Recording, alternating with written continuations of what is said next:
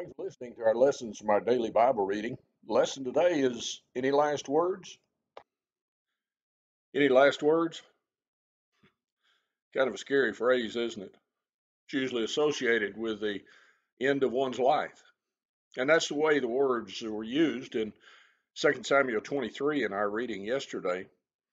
He said, "Now these be the last words of David. David, the son of Jesse, said, and the man who was raised up by high, the anointed of God of Jacob, the sweet psalmist of Israel, said, the Spirit of the Lord spake by me. His word was in my tongue." He went on in the next few verses to extol the virtues of God, the power of God, his trust in him, what God had done for him. You know, it's amazing to read the last words. But whenever you think about David, if somebody were to ask you, what about David? Are those the words you were to remember? Or would you remember his life? You see, he wrote last words in the sense of what people remember about him. Whenever you speak of David, you automatically go to David and Goliath, a young man who stood boldly fighting. You remember the king who overcame obstacle after obstacle to eventually become the one who was known as a man after God's own heart. Yes, he made mistakes, but you realize that as he committed those sins, he also is found to repent of them. That's the last words that some people remember, or most remember. You know, many times we think of the last words that people have. I have done many a funeral, and you strive to say words of comfort and such.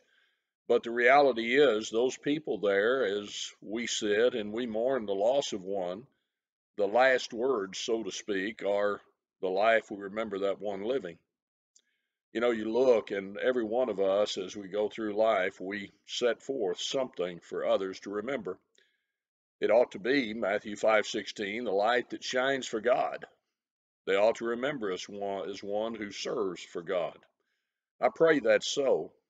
You know, you think about our life, what we remember of others, and then ask, what will we be remembered for? Well, my last words are being forged every day, it seems. So I pray that you and I, as we go forth today, we will set up some last words for others to remember us by. Live a life that glorifies God, that our last words will hopefully encourage them to follow that same path.